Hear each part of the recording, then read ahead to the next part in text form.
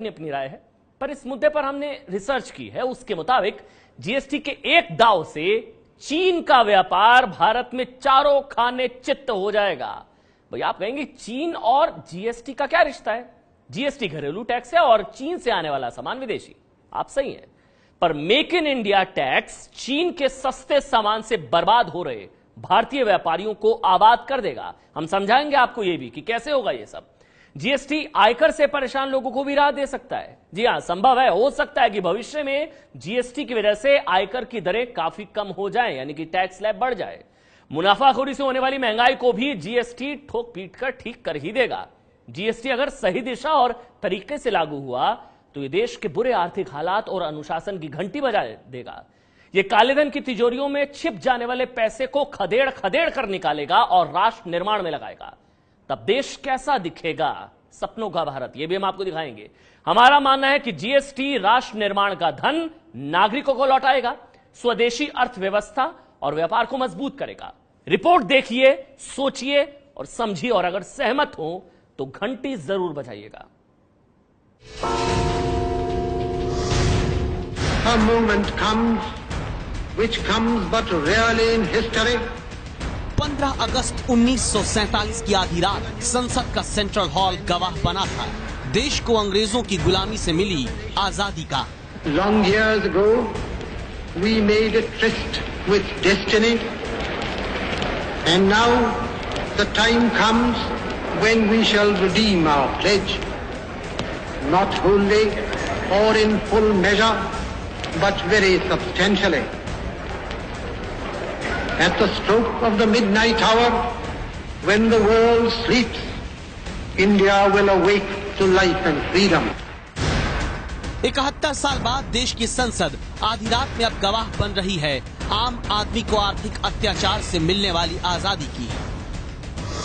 इतिहास में दर्ज हो रही है तारीख 1 जुलाई 2017, जब देश में मुनाफाखोरी, काले धन, जमाखोरी, महंगाई और बिचौलिए के आर्थिक शोषण वाले रावण की नाभि में जीएसटी का तीर लंका लगा देगा और लंका दहन के बाद राष्ट्र धन की घर वापसी होगी, यानी बंद तिजोरियों से पैसा निकलकर जनता के पास लौटेगा। कैसे, इसे समझिए। पहले जीएसटी लागू होने के बाद देश में किसी को अपनों का शव एम्बुलेंस की कमी के कारण अस्पताल से घर तक यूं अपमानजनक तरीके से नहीं ले जाना पड़ेगा। जीएसटी लागू होने के बाद देश में पुल न होने के कारण किसी बच्चे को यूं नदी पार करके स्कूल जाने के लिए मजबूर नहीं होना पड़ेगा। जीएसटी लागू होने के बाद आप जमाखोरी और मुनाफाखोरी से पैदा हुई महंगाई के शिकार नहीं होंगे। जीएसटी लागू होने के बाद देश के किसान को यूं कर्ज के बोझ तले मरना नहीं पड़ेगा। हो सकता है कि आपको भरोसा नहीं हो पा रहा हो, लेकिन हम आपको यकीन दिलाते हैं कि जीएसटी में यह सब कुछ मुमकिन है। जीएसटी राष्ट्र धन की घर वापसी का जरिया बन सकता है। ये कैसे हो सकता है, ये हम आपको समझाने जा रहे हैं। देश में प्रत्यक्ष कर देने वालों की संख्या 5 करोड़ के करीब है, जबकि इससे कहीं ज्यादा लोग प्रत्यक्ष कर चुका सकते हैं। यही हाल अप्रत्यक्ष करों का भी है। दे सकते हैं ज्यादा लेकिन देते हैं कम। बहाना ये कि कर इतने ज्यादा हैं कि कहां चुकाए, क्या जितना कमाए वो सब लुटा दे। करों की संख्या ज्यादा होने की वजह से सरकार कर चोरों पर पूरा ध्यान नहीं दे पा रही थी। नतीजा, सारे करों को मिला करके एक कर बनाया गया, जीएसटी। आप कहेंगे कि जीएसटी के कौन से हाथ पैर हैं जो चोरी रोक लेंगे और वो पैसा आम लोगों पर खर्च किया जा सकेगा? आपके इस सवाल का जवाब अब हम एक रिसर्च के जरिए देंगे। ध्यान से इन आंकड़ों को देखिए।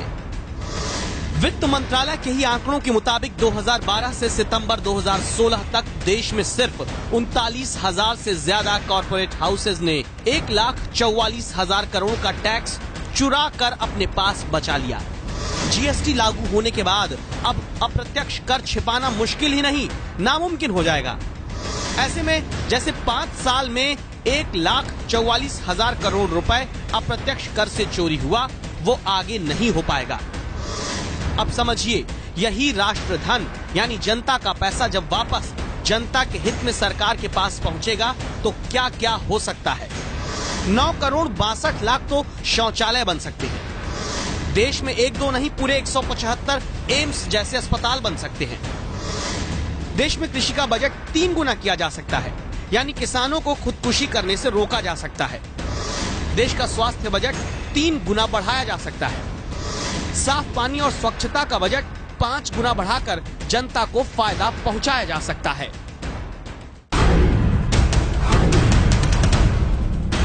बात सिर्फ इतनी नहीं है। जीएसटी लागू होने से देश में कैसे राष्ट्रधन की वापसी और दूसरे तरीकों से हो सकती है, इसको समझने के लिए आपको वित्त मंत्रालय के राजस्व सचिव हसमुख अढ़िया का एक बयान सुनाते हैं। पहले ये करते थे कि सीएसटी जब बनना होता था तो सरकार को सी फॉर्म भर के ये बोलता था कि भाई हम तो सीएसटी में इसको इंटरस्टेट ले जा रहे, और वो दूसरे स्टेट में माल पहुंचता ही नहीं था। उसी स्टेट में वो माल को दूसरे सिटी में उतार के उसी स्टेट में बेच देते थे विदाउट पेमेंट ऑफ टैक्सेस। तो जिस आइटम के ऊपर 14% स्टेट का टैक्स रेट था, उसके ऊपर वो 2% सीएसटी भर के छूट जाता था। अब ये नहीं होगा। अब पूरा का पूरा टैक्स उसको भरना पड़ेगा, तब वो दूसरे स्टेट में माल ले जा सकते हैं। यू वुड बी सरप्राइज कि सेंट्रल सेल्स टैक्स 2% के हिसाब से भी स्टेट की इनकम 50-60 हज़ार करोड़ है। 2% के हिसाब से भी सीएसटी की इनकम, वो 50-60 हज़ार करोड़ का पूरा बोझ कंज्यूमर के ऊपर जा रहा था, एडिशनल टैक्स जा रहा था सीएसटी का, सेंट्रल सेल्स टैक्स का, वो पूरा बोझ अब मिट जाएगा। जीएसटी के कारण ये जो 50,000 करोड़ रुपए बचेंगे, राष्ट्रधन की ये घर वापसी क्या क्या कर सकती है वो जानिए। 3 करोड़ 33 लाख शौचालयों का निर्माण हो सकता है। 61 एम्स जैसे अस्पताल बन सकते हैं। 212 आईआईटी देश में खड़ी की जा सकती हैं। 1 साल का कृषि बजट किसान हित में दिया जा सकता है। साफ पानी और स्वच्छता पर 2 गुना बजट खर्च हो सकता है। 1 साल का स्वास्थ्य बजट इस राष्ट्रधन से दिया जा सकता है। शहरी गरीबी दूर करने और शहर के विकास में 8 गुना बजट बढ़ा सकते हैं। जीएसटी का सबसे बड़ा फायदा यह है कि इससे चीन के माल से तबाह हो रहे छोटे भारतीय व्यापारियों और बाजार को बचाया जा सकेगा। चीन से सीमा पर लड़े बिना उसे हराने का इंतजाम भी जीएसटी करेगा। आप कहेंगे कैसे? तो सुनिए और समझिए। आपने ये तो सुना ही होगा कि चीन का सस्ता माल देश के छोटे कारोबारियों, फैक्ट्री मालिकों और कई तरह के व्यापारियों को नष्ट कर रहा है। देश में चीनी माल के बॉयकॉट का आंदोलन भी चलता रहता है। ये इसलिए होता है क्योंकि चीनी माल का आयात होने के बावजूद घरेलू निर्माण से वो सस्ता पड़ता है। तो सरकार ने अब इस चीनी लूट को बंद करने के लिए आयातित और घरेलू उत्पादन पर समान टैक्स लगाने की व्यवस्था कर दी है। जीएसटी लागू होने के बाद चीनी माल भारतीय सामान से अब सस्ता नहीं पड़ेगा, यानी चीन का माल अब भारत के कारोबारियों की कमर नहीं तोड़ पाएगा। सबसे महत्वपूर्ण चेंज मेकिंग इंडिया के लिए है, मैं आपको बता दूं कैसे। क्योंकि अब तक जो था वो ये था कि भाई हम एक्साइज ड्यूटी के इक्विवेलेंट सीवीडी लगा रहे थे। एक्साइज ड्यूटी जो लोकल इंडस्ट्री पे था उसके इक्विवेलेंट हम सीवीडी लगा रहे थे। उसके अलावा सिर्फ 4% सेड स्पेशल एडिशनल ड्यूटी लगा रहे थे। ये जो 4% एसएडी लगा रहे थे उसका मतलब ये था कि स्टेट गवर्नमेंट की जो वेट देनी पड़ती है लोकल इंडस्ट्री को, उसके बदले में हमने 4% एसएडी डाला था। अब वो 4%, वो एक्चुअली स्टेट गवर्नमेंट तो 14% रेट ले रही है वेट का, लेकिन सिर्फ 4% देने के बाद वो माल इंडिया में आ सकता था। तो अब ये नहीं होगा। डोमेस्टिक इंडस्ट्री के ऊपर जितना टैक्स का बोझ है उतना ही टैक्स का बोझ इंपोर्टेड माल के ऊपर आएगा। तो इससे मेक इन इंडिया को बल मिलेगा कि नहीं? बल मिलेगा। इससे मेक इन इंडिया को इससे बल मिलेगा। तो ये एक परफेक्ट सिस्टम हो जाएगी कि लोकल इंडस्ट्री जितना टैक्स पे कर रहा है उतना ही इंपोर्टेड वाले भी पे कर रहा है, ताकि दोनों के बीच में अंतर नहीं रहे। पहले ये था कि इंपोर्टेड माल सस्ता पड़ता था और डोमेस्टिक माल जो है वो उनको बेचारे को तकलीफ पड़ रही थी इंपोर्टेड के सामने टिकने के लिए। तो this is a very significant change that is going to be brought about GST लगाने से इंपोर्टेड माल के ऊपर। तो अब तक राष्ट्रधन की घर वापसी के 3 उदाहरण हमने आपको दिए। अब हम आपको बताते हैं सरकार कैसे मुनाफाखोरी, जमाखोरी और महंगाई पर जीएसटी से काबू करेगी। सरकार ने दरअसल देश में जमाखोरी करने वालों, काला धन जमा करने वालों और महंगाई बढ़ाने वालों को एक चक्रव्यूह में फंसाया, जिसका आखिरी दरवाजा है जीएसटी। कैसे? अब इस चक्रव्यूह को देखिए। सरकार ने पहले विदेश में काला धन रखने वालों पर नकेल कसने के लिए उन देशों से संधि करना शुरू किया जहां टैक्स चुराकर काला धन जमा होता था। इसका असर भी हुआ। जैसे स्विट्जरलैंड के बैंकों में भारतीयों की ओर से जमा राशि अब तक के सबसे निचले स्तर 4,500 करोड़ रुपए पर पहुंच गई है। ये पहले के मुकाबले करीब आधी रकम है।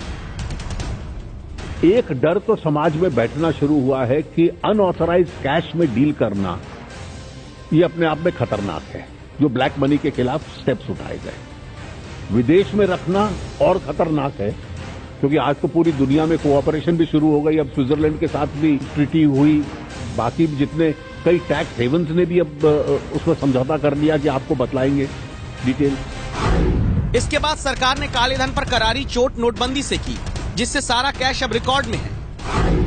इससे कैश गुमनामी खत्म होने के कगार पर है, यानी काली तिजोरियों में पैसा ना के बराबर है। नकद के लेन देन पर नियमों के तीखे अंकुश लगे हैं। पैन को आधार से जोड़ने का क्रांतिकारी असर आगे देखने को मिलेगा। आपने डीमोनेटाइजेशन के बाद पहले 3 महीनों में जिस देश में केवल रिटर्न 3 करोड़ 34 लाख लोग फाइल करते थे, उसमें 92 लाख लोग एडिशनल आ गए रिटर्न फाइल करने के लिए, और ये प्रक्रिया धीरे धीरे बढ़ेगी। तीसरी चोट सरकार ने काले धन से बेनामी संपत्ति खरीदने वालों पर कानून में संशोधन करके की। आप फर्जी कंपनियां, शेल कंपनीज के नाम पर प्रॉपर्टीज खरीद लेते थे, अब बेनामी कानून आ गया। तो ये सख्ती स्वाभाविक, और डीमोनेटाइजेशन के बाद कैश की जो एक गुमनामी थी वो भी समाप्त होने की संभावना है। और फिर काला धन जमा करने वालों पर जीएसटी का आखिरी वार किया है। अब तक कारोबारी कच्चा बिल बनाकर हजारों करोड़ का खेल कर देते थे। ये बात खुद एबीपी न्यूज को वित्त मंत्री अरुण जेटली ने बताई है। व्यापार में ईमानदारी से हम लोग असेस करें, एक एक्सप्रेशन हम लोग सुनते थे कि इतना कच्चे का है, इतना पक्के का है। ये कोई अनजान बन जाए कि हमें मालूम नहीं है तो दूसरी बात है, लेकिन ये एक वास्तविकता थी। जीएसटी के बाद इसके ऊपर भी एक रुकावट आती है, तो इसलिए शैडो इकोनॉमी का जेनरेशन जो होता है उस पे भी एक प्लग लगता है। जीएसटी लागू होने के बाद कच्चे बिल पर होने वाले काले कारोबार की खामी पर काफी ज्यादा लगाम लगेगी। आप कहेंगे इतने साल से जो चोरी हो रही है उसे एक जीएसटी कैसे रोक लेगा? राष्ट्र धन की घर वापसी कैसे होगी? तो समझिए, इसकी वजह बड़ी पुख्ता है। व्यापारियों को अब अपना कारोबार और उसका ब्यौरा कंप्यूटर के जरिए ऑनलाइन करना होगा। ऐसे में अगर बाजार में कोई माल कहीं पैदा हुआ, बिका, अदला बदली हुई, तो कहीं ना कहीं उसका रिकॉर्ड होगा। ऐसे में अगर कोई कड़ी छिपने की कोशिश करेगी तो पकड़ी जाएगी। व्यापार को पूरी तरह पारदर्शी करने की कोशिश जीएसटी से की गई है। महीने में 3 और साल में 37 रिटर्न भरने होंगे। इससे असल आमदनी क्या है, कारोबार कितना है, सब पता लग जाएगा और पूरा टैक्स भरना पड़ेगा। एक ही चीज पर टैक्स कई बार ना देने की वजह से व्यापारी पर बोझ कम रहेगा। जो ज्यादा कटा तो रिटर्न से वापसी होगी। ऐसे में व्यापारी थोड़े फायदे के चक्कर में ज्यादा रिस्क भला क्यों लेगा? टैक्स देगा और चैन की नींद सोएगा।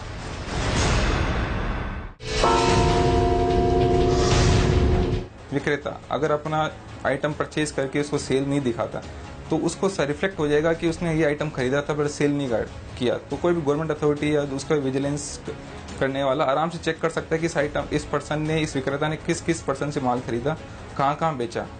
तो वो एक कंट्रोलिंग आ जाएगी, उसमें वो बच नहीं पाएगा कि वो उसको रिफ्लेक्ट नहीं करे या नहीं दिखाए, ऐसा नहीं हो सकता उस केस में। और उसको रिपोर्टिंग टाइमली करनी पड़ेगी। अगर उसने सेल की रिपोर्टिंग टाइमली नहीं की, परचेज की रिपोर्टिंग टाइमली नहीं की, तो उसके ऊपर पेनल्टीज और प्रोसिक्यूशन के केसेस है। जो लोग टैक्स की चोरी करते थे, जो लोग सेल्स टैक्स, वैट वगैरह नहीं देते थे, चूंकि अभी एंड टू एंड कनेक्टेड है, इसलिए वो लोग पकड़े जाएंगे या धंधा नहीं कर पाएंगे। तो इसमें टैक्स की चोरी कम होगी।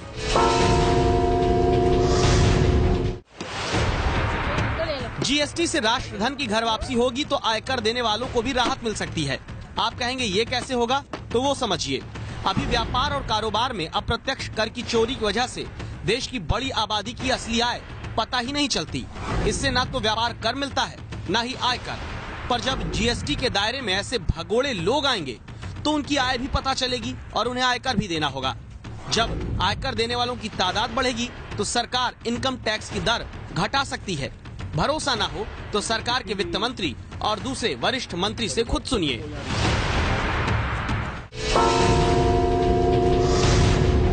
अगर कंप्लायंसेस बढ़ती हैं और आपकी बास्केट ऑफ टैक्सेस कलेक्शंस बढ़ती हैं तो इसलिए फिर रेट स्ट्रक्चर्स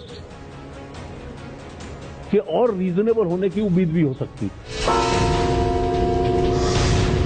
भविष्य में महंगाई पे लगाम आए, प्रोडक्टिविटी बढ़े, एफिशिएंसी बढ़े और इसके द्वारा प्राइसेस जो है वो घटती चली जाए। इसलिए हमारी कोशिश नहीं है कि टैक्सेस बढ़े, हमारी कोशिश ये है कि टैक्सेस घटते चले जाए, महंगाई कम होती चली जाए।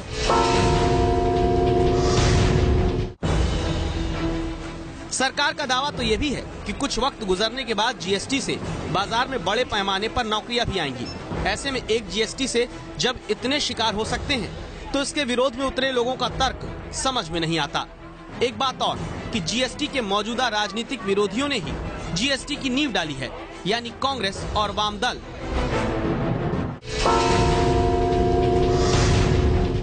मैंने दो प्रकार के स्टेटमेंट पढ़े। एक मैंने स्टेटमेंट कल पढ़ा, इतनी जल्दी क्या है जी।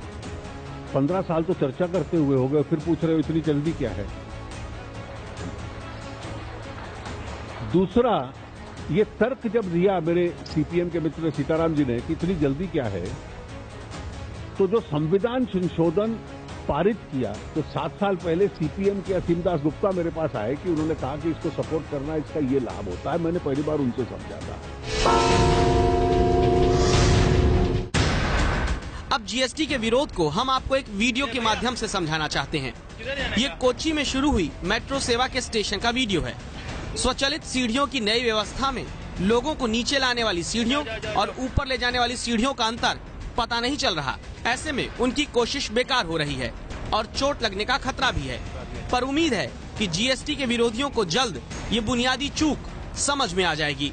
ऐसे में हमारा मानना है कि जीएसटी महंगाई बढ़ाने वाले मुनाफाखोरों से मुक्ति दिलाएगा, चीन के खिलाफ हिंदुस्तानी व्यापारियों को मजबूत जमीन देगा और आम आदमी के पैसे को उसी के कल्याण में वापस लाएगा। अगर आप सहमत हैं तो घंटी बजाइए 8422840000 पर।